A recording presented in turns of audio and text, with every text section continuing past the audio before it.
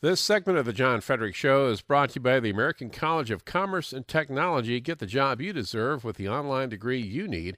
Next semester starts January 7th. Call American College of Commerce and Technology today at 703-942-6200. Biggest winners and losers of 2013 for Virginia politics. So don't want to miss that. Earlier just gave you my winners. As we have time, I'll go to the losers. But got to stick with the winners. And one of my big on-air winners is the gentleman that's joining us now, who is Michael Scheuer. And he's the former head of counter-terror for the CIA at the Osama bin Laden desk. Michael, great to have you with us, sir. Thank you, sir. Thank you for having me. Always a pleasure. Happy holidays. Merry Christmas. And to you, sir. Happy New Year and Merry Christmas. Now, Michael, let's get to Benghazi. Let's start there. Article the other day in the New York Times getting a lot of play in the media. What's your take? The Times has reverted to what it has been since Obama was elected, and either they're being lied to by John Brennan at the CIA and other places, or they're just accepting whole hog a position that supports the administration. That attack in Benghazi was clearly an al-Qaeda-led attack. There's no way to avoid that conclusion. Benghazi is the hotbed of al-Qaeda in that area. It was clearly a coordinated attack, an attack that was planned in advance. The administration is just trying to get away from their responsibility for those souls that were lost, American citizens there during the attack. And, of course, Mrs. Clinton has to be careful because had there been a woman ambassador there instead of a man, she probably would have had the 1st Marine Division deployed in Benghazi. Do you really believe that? Absolutely. Why? She is viciously a feminist to the expense of not minding seeing American men, whether Marines or Army people or anyone else, killed in order to make it possible for Mrs. Mohammed to vote, abort, and do all the things she thinks are necessary for a woman to be the equal of a man. So you believe, Michael Scheuer, that had the diplomat in question not been Mr. Stevens, but Miss Stevens, that Hillary Clinton would have reacted differently. Is that what I'm understanding? Absolutely, sir. When you go through some of the WikiLeaks cables, and I don't know if anyone is competent to go through or capable, rather, of going through the entire mess of that leak, but when you read the State Department cables from all around the world, the priority she places on ragging other governments about improving conditions for women is front and center in almost every cable.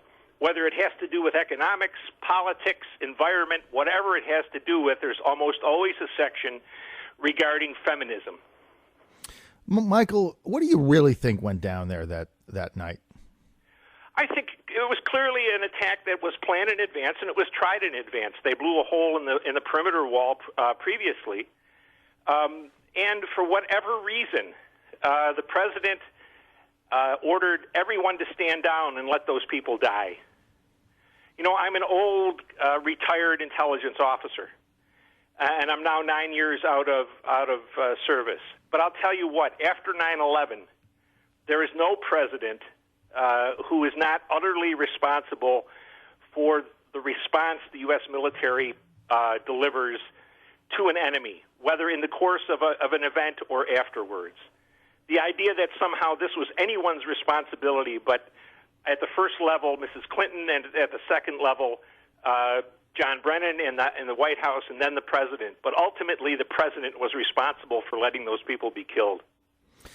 Michael Scheuer, as you said, you served in the CIA for some time, so you were knowledgeable about what was going on and also how things transpire around the world. Now, you just said that you believe that the president and the Secretary of State Hillary Clinton at the time made a conscious decision to stand down. That's hard for Americans to believe, that we would simply have our commander-in-chief not act when he knew an American diplomat and his contingents' lives were at risk. So how we'll do you find another explanation, John, for not letting the people who were in Benghazi go to the rescue, letting the people who were in Tripoli not go to the rescue, and not even bothering to try to send an aircraft that could have flown over the compound low enough to have dispersed that bunch of people who were attacking. What other reason for it is there? Why do we still not know what the president was doing during that time?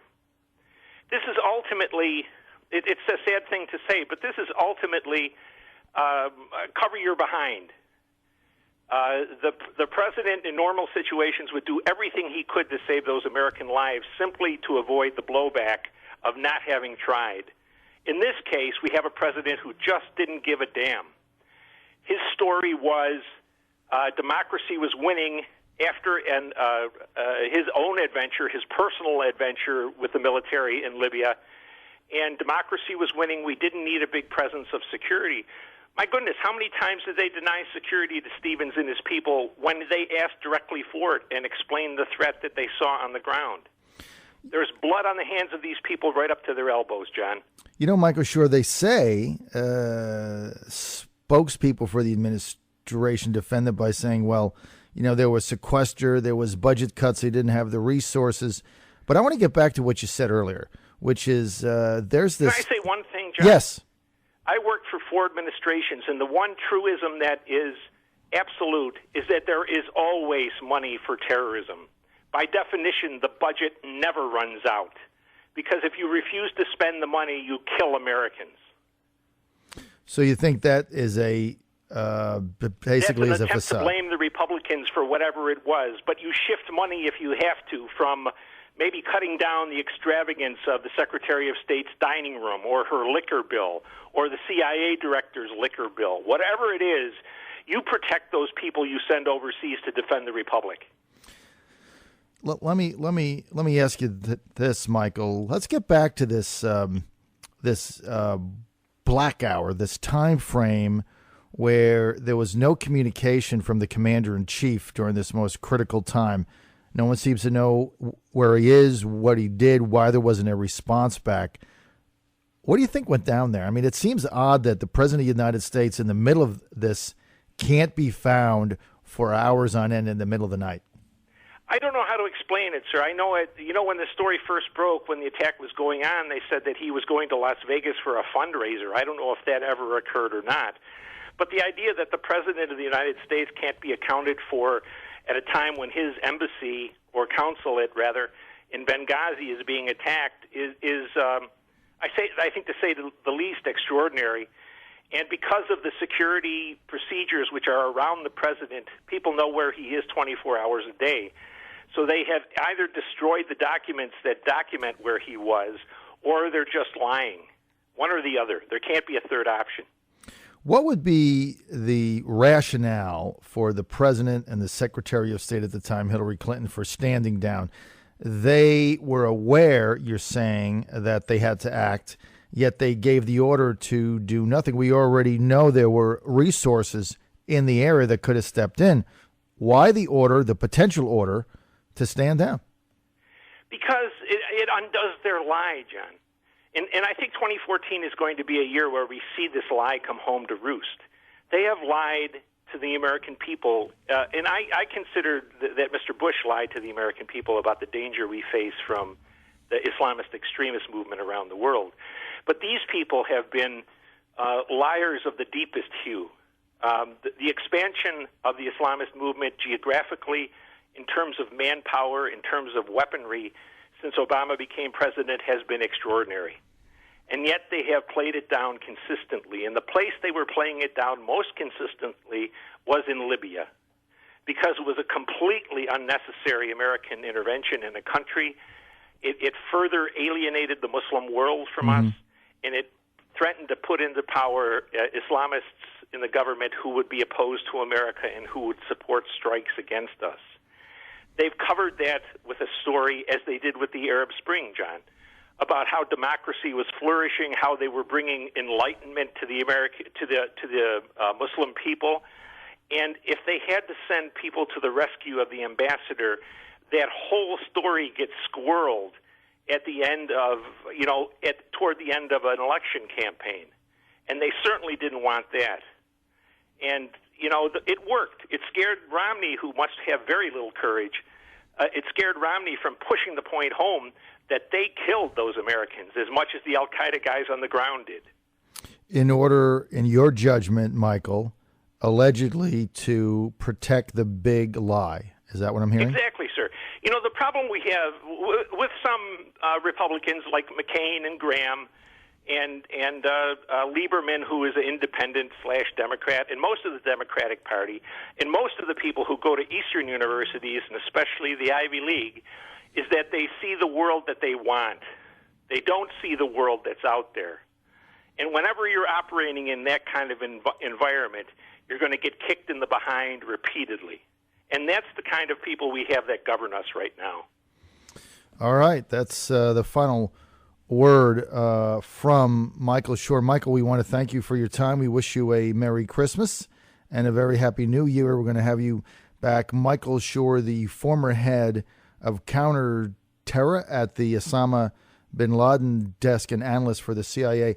And Michael, just for our audience, you were at the CIA for how long? 22 years, sir. Almost 23. Almost 23.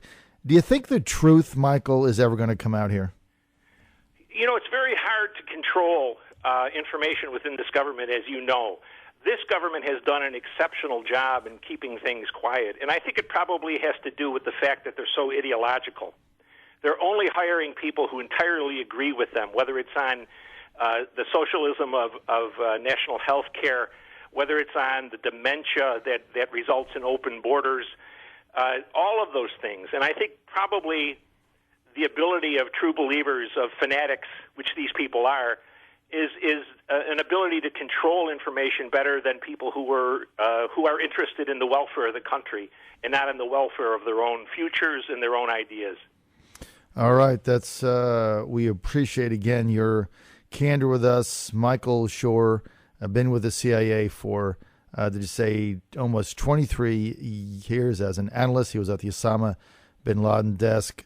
Michael, again, thanks for being with us. Have a great New Year, and we'll have you back early in 2014, sir. Thanks so much. I'm looking forward to it, John. You've been very kind to me this year. I appreciate it, and I wish you and yours the best of the new year.